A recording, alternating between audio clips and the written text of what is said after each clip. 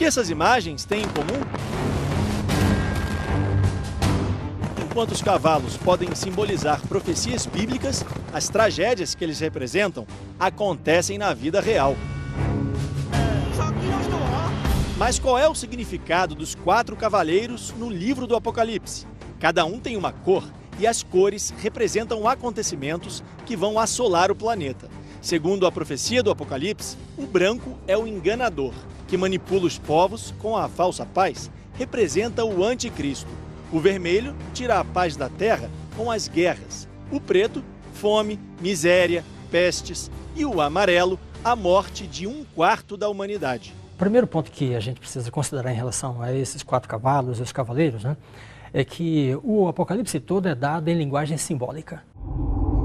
É como se o livro religioso contasse uma história que ainda vai acontecer. Segundo a profecia do Apocalipse, a imagem dos homens em cima dos cavalos simboliza a velocidade com que o mal vai atingir a humanidade. Apresenta símbolos que vão traçar a história desde os dias do profeta até o final dos tempos, até o final do mundo. Segundo o livro de João, o terceiro cavaleiro está montado num cavalo preto e tem uma balança nas mãos. O objeto simboliza a falta de alimentos, a fome. Fato é que a escassez de alimentos já é uma realidade no planeta. Segundo a ONU, a fome voltou a crescer no mundo depois de uma década em queda. Em 2016, 815 milhões de pessoas passavam fome, 11% da população global, 38 milhões a mais do que no ano anterior. A maior parte na Ásia e na África. Mas na profecia apocalíptica do Novo Testamento fala sobre isso, né? Um dos que trata mais de fome, por exemplo, é o próprio discurso de Jesus em Mateus 24. Diz que haveriam fomes, guerras, isso seriam parte desses sinais dos tempos em que a humanidade estaria vivendo no final. Existe um ponto em que cientistas e teólogos podem trabalhar de mãos dadas em relação ao Apocalipse. Se não cuidarmos da natureza que temos neste mundo que nos foi presenteada, realmente vamos destruir a Terra, o planeta e todo tipo de vida que há nele. Hoje a poluição do meio ambiente chegou a um nível tão crítico que altera o clima, mata animais e deixa a natureza perto de um colapso. Nos oceanos, um retrato aterrorizante da poluição que pode dizimar a vida marinha. Os oceanos não são os únicos afetados pela poluição do meio ambiente. Se o homem continuar poluindo, vai chegar o dia em que a natureza como um todo não vai mais reagir. É difícil imaginar que tanta terra fértil e produtiva pode de repente desaparecer. Isso significa que vai ser impossível produzir alimentos para todo mundo. Segundo a ONU, nos países onde há conflitos armados, a comida é cada vez mais rara. Os grupos terroristas julgam, condenam e matam a população.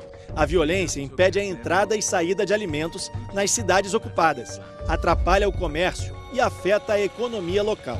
O acontecimento também é citado no livro do Apocalipse, representado pelo cavalo de outro cavaleiro. E o quarto, o último cavalo, é amarelo ou esverdeado, né? E o cavaleiro tem uma foice. Ele tem toda a aparência descrita, né? É de morte, de aniquilação e destruição. Os cavaleiros da profecia irão para a tela da TV. Na novela Apocalipse, catástrofes, fome, aniquilação. Na trama, o personagem do cavalo branco será revelado ao unificar os povos por meio de uma falsa paz e ao levar a humanidade a acreditar nele como a solução para a crise mundial. Mas essa falsa sensação não vai durar muito tempo. É o anticristo interpretado pelo ator Sérgio Maroni. Esqueçamos um pouco aquilo que nos divide e lutemos por aquilo que nos une e nos define, senhores. A raça humana. A novela vai mostrar ainda um mundo devastado por fome e miséria, o início da luta do bem contra o mal. Mas seria exagero recriar profecias bíblicas com tanta destruição? Quem vê seu Takashi aos 93 anos não imagina o que ele viveu. Em 1946, o então soldado da polícia japonesa trabalhava em Hiroshima quando a primeira bomba atômica usada na história atingiu a cidade.